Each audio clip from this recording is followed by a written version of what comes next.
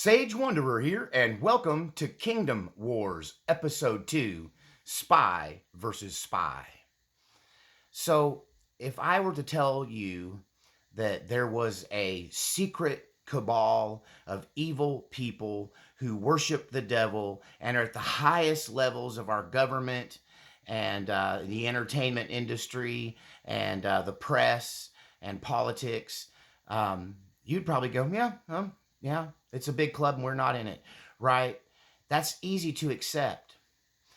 How is it that you can accept that, but you can't accept the idea that there is warfare going on all around you? Not just up there, looking down, pulling the strings, but what's attached to the strings? What's going on the street level? What's happening in your own life that could easily be traced all the way to the top of this cabal that you kind of loosely believe in, but you have a problem accepting that spiritual warfare is real and is affecting your life. So today I want to talk about the different ranks and the different levels of spiritual warfare that are going on in the world. You are only aware of the highest level when in fact it's happening all around you. So I hope to give you some clarity and some insight and to open your eyes to the spiritual war that is going on all around us, the war for the kingdom, the war between the two kingdoms.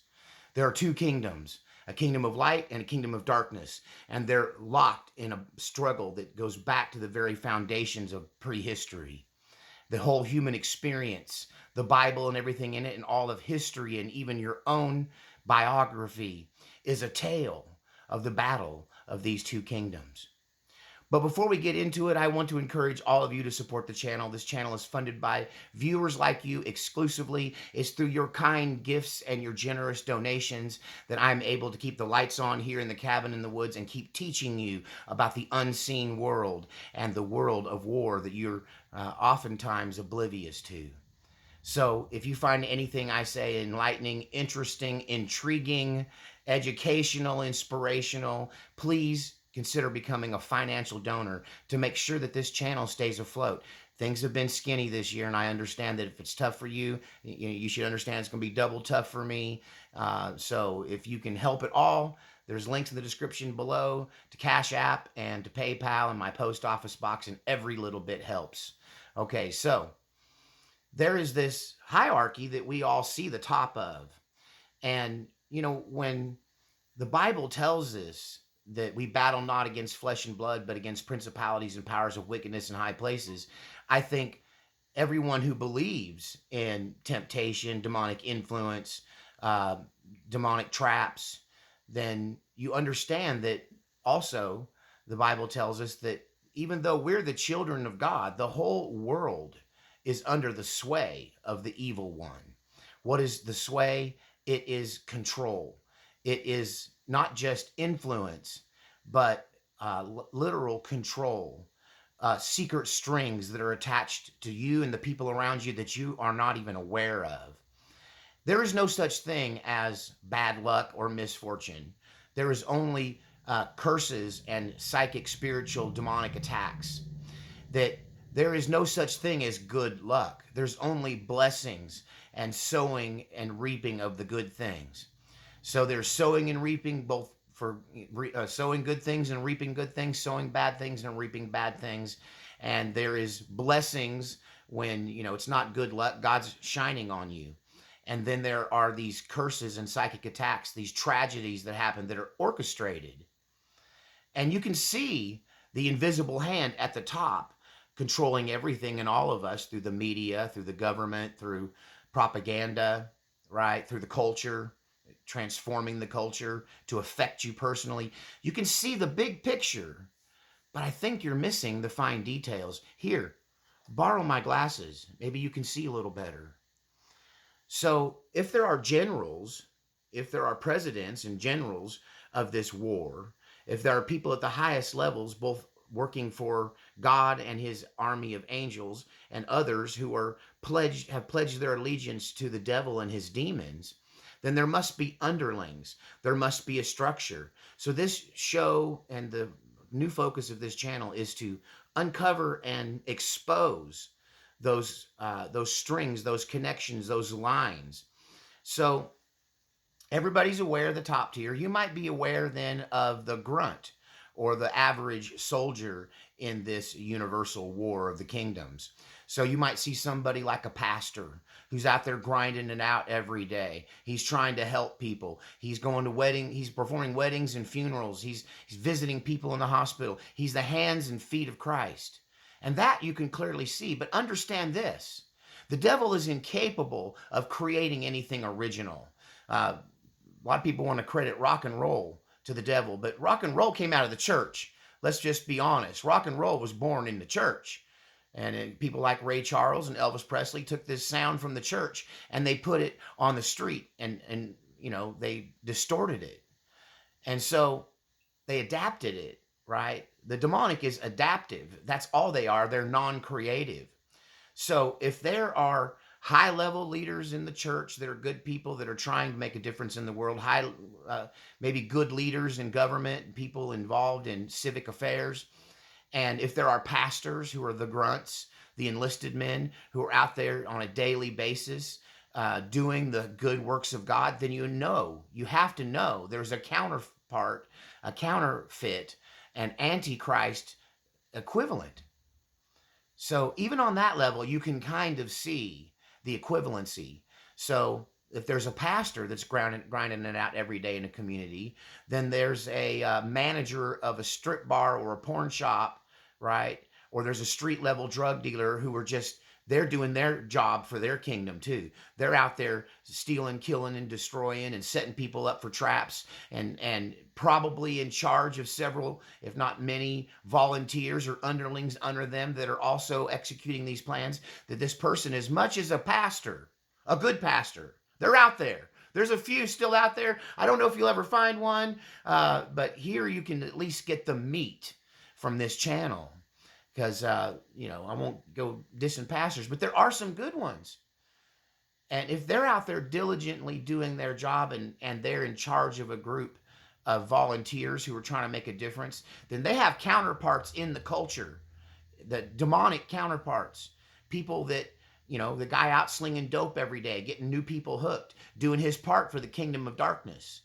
You understand? They've sold their soul to the devil. They are property of the demonic. And even these people we can kind of see, but there's another kind of person that you are so completely unaware of that you may not believe they exist. What I'm about to tell you is going to fly in the face. Remember, everything about this new direction of this channel is to take you out of your comfort zone, right? To make you uncomfortable, to show you the uncomfortable truth. But there's a whole nother class of warfare that's going on that you might find difficult to believe. But it's spy versus spy. That just like there are generals in a war, just like there are facilitators and workers and grunts and enlisted men and soldiers, there are also special forces, which we'll talk about in a future video, spiritual special forces. But there are also spies, people undercover. And I think that many of you have encountered them, and maybe through your Christian programming, you just saw it as, oh, well, they stepped in the devil's trap. But what you don't realize is that this person entered your church or your friend group or your life, or they struck up a friendship or a relationship with you. And from the very beginning, it was a trap. From the very beginning, this spy was sent into your midst to, spies do a couple things. They bring intel and information and weaknesses of the enemy back to the leadership, but they also sabotage things. They throw a monkey wrench in the works, right? One of the biggest problems in wartime, especially in the World War II against the Germans, is that there were Americans, right, who were from German ancestry and didn't even have a German accent. That when the war broke out, they went to work for the Germans, but they were recognized as Americans. They were some of the most powerful spies in World War II. And so you have these people who have sold their soul to the devil secretly. They've traded it for a cup of soup, a bowl of stew. They traded it for a little joy. They traded it for a little money. They traded it for the advantage or the feeling of power. And the devil will send them into your church. Oh, you'll make him a deacon. You'll make him an elder. You'll put him in charge of the youth group. You'll let him in so deep because you believe their lies, because it was all planned out. Those of you who think that evil is random and that evil is unpredictable and that evil is just a part of life, you do not understand that once you become a child of God, or you're a refugee who hasn't picked a side one way or the other, then you become a target. You are food to these demons. They seek to kill, steal, and destroy, and they will come in under the cover of friendship. They will come in holding out a cup of love. They will come in looking squeaky clean, but underneath they're ravenous wolves. They may look like angels of light, but that's concealing the fact that they are ravenous wolves. And you've seen this before. You've discounted it and not realized what it really means. But you've seen this before where somebody just seems to twist off. You know, you get this new music minister into your church, right? And then you find out he's doing something nefarious with the women or the girls in the church or the boys, right? And nobody saw it coming because their facade, their mask was so perfect. They had you fooled. Now, I don't want to make you paranoid, right? But you do have to also understand where you're at, right?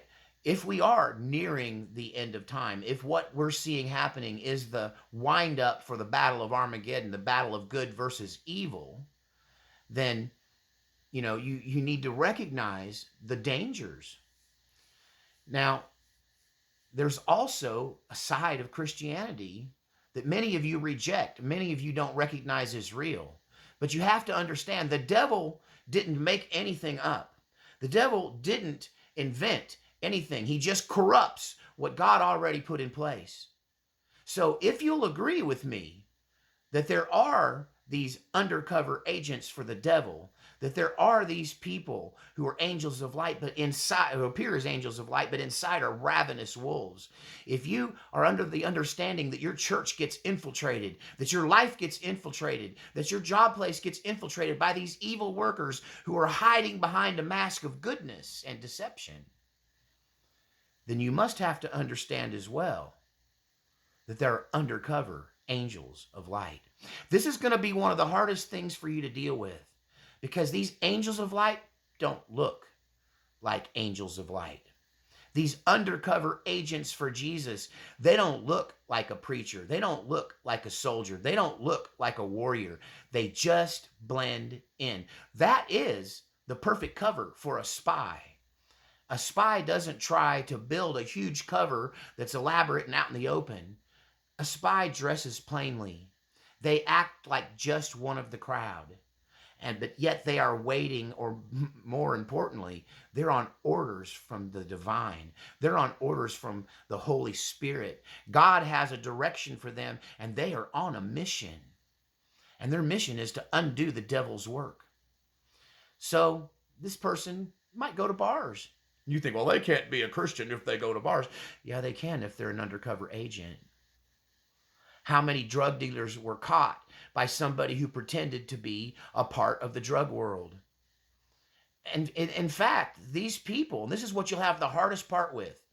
Some of you will have the hardest part buying this. You'll buy the devil worshiping cabal, right? You'll buy that people in the political world are the poster child for the war on God and church and Christmas and goodness, right? You'll even recognize that there are undercover demonic spirits that come in through people and infiltrate your life. But you have a hard time accepting the fact that God will call Christians to be spies. Maybe they're covered in tattoos. Maybe God pulled them out of something bad so that they still have the appearance, or can emulate the appearance of being a part of the dark side, right? So they might go to bars. They might be any place evil abounds, righteousness will arise. And many times it does it by appearing to be part of the group, right?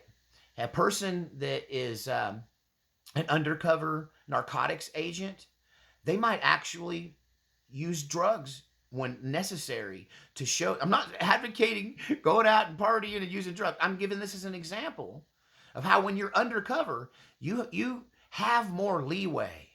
You the same kind of rules that apply to a soldier don't apply to you. You're undercover, right? You have to infiltrate.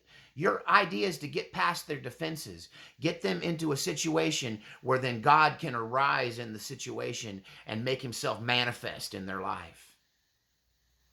Some of you might even have been used this way at your job.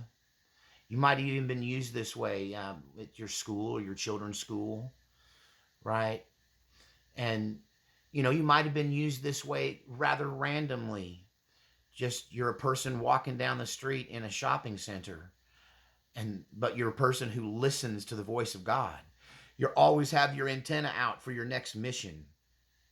And God just says, see that person? Go up and try to give him a hug and tell him God loves him and it's going to be okay. That makes you this spy, this undercover agent, this sleeper cell for Jesus. So as much as these revelations of how spiritual warfare works, not just on a global scale, but on a personal level, and not just to defend yourself against the devil who's trying to destroy you, that's important. But what we're trying to do is destroy the devil's work, right? What we're trying to do is push the devil's energy back. What we're trying to do is take back souls for Christ. Remember, all that matters in the end is the score. We know we've already won this, but what's the score going to be? How many souls can we pull out of the deception that the enemy puts down? And God will use whatever means necessary. He will not limit himself. He will use spies. He will use special forces. He will use these methods of war because God invented them and the devil has tried to use them. Oftentimes, these undercover agents for Jesus will use the devil's own infrastructure to take him out, to end a situation, to reclaim a neighborhood or a family group, right? Or a friend group, to make ripple effects, butterfly effects that go through the whole community. And he'll do this when sometimes he'll use these people, these special forces, these undercover agents for Jesus, to not just destroy the enemy's machine guns, but turn the enemy's machine guns back on the enemy. Use the enemy's own weapons against them. In fact, one could argue that's what I do. Because to tell you the truth, I feel like most of the fruit from the internet is demonic. I think that infidelity, cheating, lying, fooling around on your spouse, right? Having secret double lives has all been made infinitely more possible by this technology. Brainwashing, mind control, it's all because of this technology. And as I'm a spy and a special agent for God, right? And maybe he'll call me back in as the open face, the open identity of the war. Maybe I'll get a general star someday, but I'm happy in the trenches because I know I'm good at it. But, I could go one of two ways on this technology. I could have got all Pentecostally on you and went, don't ever touch this technology. I'm not even going to use it. No phones in the house, no screen time, no video games. Right? And I'm not saying that ain't a good idea in some cases, but I took a different approach. I'm destroying the devil's work using his own machinery, using his own weaponry. I think one of the craziest things that I saw come out of the Ukraine war is that every time a Russian company captures a tank, right, or a piece of artillery, instead of destroying it so the enemy won't be able to use it, they adapt it, they upgrade it, they make it useful, and they put troops on this new tank. And it's devastating because this new tank can roll up on Ukrainian tanks, and Ukrainians think it's one of theirs, and it's really a Russian tank, right? One of the most amazing stories to come out of World War II, and a movie was made about it called To Hell and Back, was the story of a young Texas boy, barely 5'5", small stature Marine, who found himself pinned down with everyone all of his buddies around him, and he was watching his buddies get massacred by this machine gun. Right? It was devastating, and it had to be stopped. But they were pinned down, and no one had the courage to try and stop it. The leadership, every time they poked their head up to take a look, was getting mowed down. And something came over this young man, Audie Murphy, and he charged that machine gun nest. And he could have just destroyed it, dropped a grenade down the barrel, been over with it, right? He could have just destroyed it, but he didn't. Because he was so angry at seeing that machine gun hurt his friends that he turned it on the enemy. And his action that day turned the tide of that battle. He's, I think, still to this day, the most decorated Marine in Marine Corps history. He came back to a life as a movie star and an action star. And you may have seen his movies. But that's an example how God will use the enemy's machinery against them. God will use undercover agents. He'll use spies. He'll use whatever means necessary to snatch another soul from the enemy's grasp. Whatever's necessary to push back this takeover, this demonic takeover of our world. Maybe God's calling you to some undercover work. Maybe God's calling you to turn the enemy's weapons against them. Maybe God's calling on you to become a soldier, to become a worker. You know, the Holy Spirit needs bodies to do this work. He needs willing vessels who will do the difficult thing, regardless of what people think about him. You know, I encountered another undercover agent for Jesus while on a mission once. I was struggling to help this person that God had put me in their life to help them get clean from crystal methamphetamine. And it's one of the things that I have repeatedly done throughout life, but there's something I never tell you about, that whenever I help somebody kick their habit, my habits kick in. Like that temptation comes on me, and now I'm fighting a battle on two fronts. I'm fighting to say no to the devil concerning myself, and fighting on their behalf, right? And I'm in a bar one night, and I don't know what came over me, but I just spoke to this stranger, and I confessed to this stranger for some reason. I just said, you know, every time I help somebody get off of crystal methamphetamine, I go back to smoking for a short time. Now, I always quit, right? But there's something like I can't deal with that and this devil. And I used to fight it, but now I don't know. I gave into it, and I'm beating myself up. To like a group of people standing around a pool table. It was so random. Sometimes I just spout out my deepest confessions, because one thing about being an undercover agent for Jesus, it's a top secret mission. And sometimes you just need to find a stranger and go, hey, I'm an undercover agent for Jesus. You believe that? But in this moment, I encountered another one of us. Because this long-haired guy with this bushy beard, who just looks like he ought to be trouble, looks at me and says, well, sometimes when you're bailing somebody out of the pit of hell, sometimes when you're down in the trenches fighting for somebody's life, especially with that ugly drug, hey, if you got to smoke a cigarette to get through it, just, take a puff and get on with business, because, you'll walk away from it. You always do. Just do what you got to do to get through this, because you're on a mission and this is important and it's worth doing. Don't be so hard on yourself. And I said, man, where did you come from? What do you do? He goes, 17 years, drug and alcohol counselor. Yeah, he says, I'm always helping somebody or another. I'm not even in that business anymore. I do something else, but, once you're there and understand it, the need is all around you. And I hugged this guy's neck. So I got down to business. I got that person off drugs, and I quit smoking again right after. It didn't last that long. I'm not advocating smoking.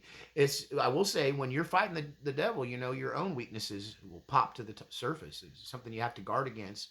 But at the same time, never let it Don't let don't let it sidetrack you from your mission. But that's a whole nother point. My point was here in plain sight, in the same place I was another undercover agent for God destroying the enemy's work.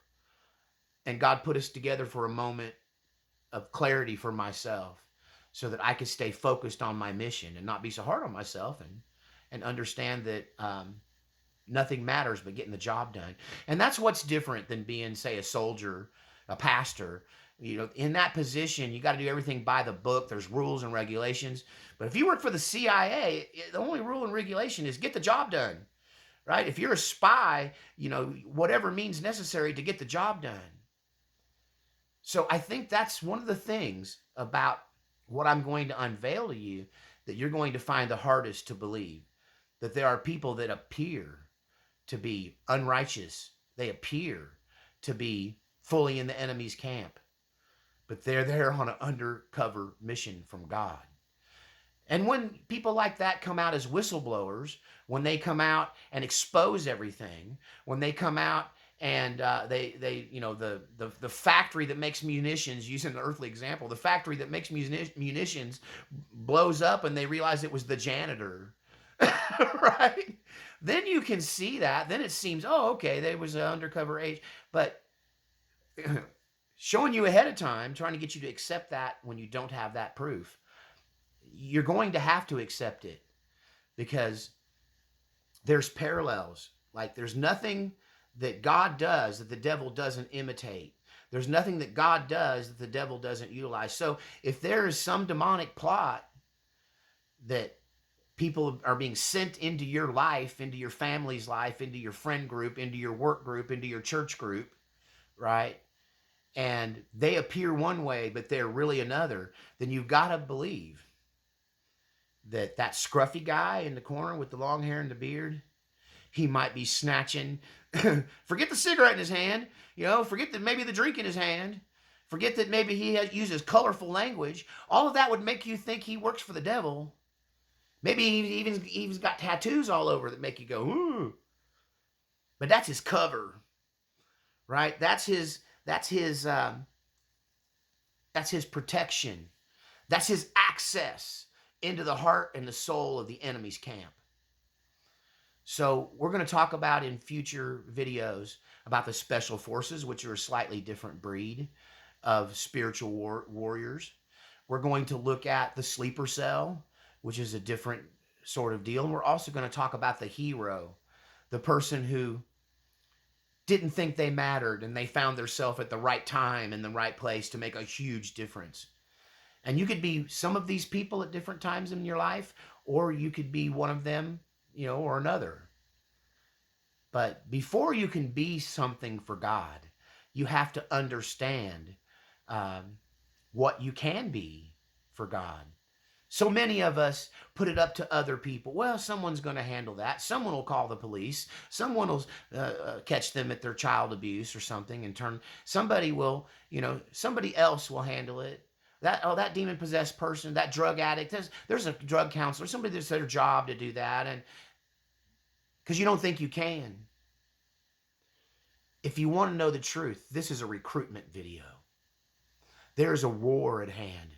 The devil's pulling out every stop. He's making every effort he can to destroy the people of God and to establish his control over this earth. And there's no time for you to just live a normal life, I'm sorry. There's no time for you to be a lukewarm Christian. There's no time for you. You need to be a soldier. You need to be a leader. If you're not that, then you need to be an undercover agent for Jesus or work for the special forces taking down the enemy. You need to learn to fight because there's only two kinds of people in a war zone: combatants and refugees. Combatants get fed. Combatant gets treated well. Combatants get their needs taken care of. Combatants are respected and rewarded and given medals. And refugees are hiding in a mud puddle covered in filth, wondering if the next pop's going to be the bullet that takes them out. The next bomb that drops is going to be the one that tears their body from limb to limb. And most people live like refugees because you're in a war zone and you don't even know it. Welcome to the kingdom wars.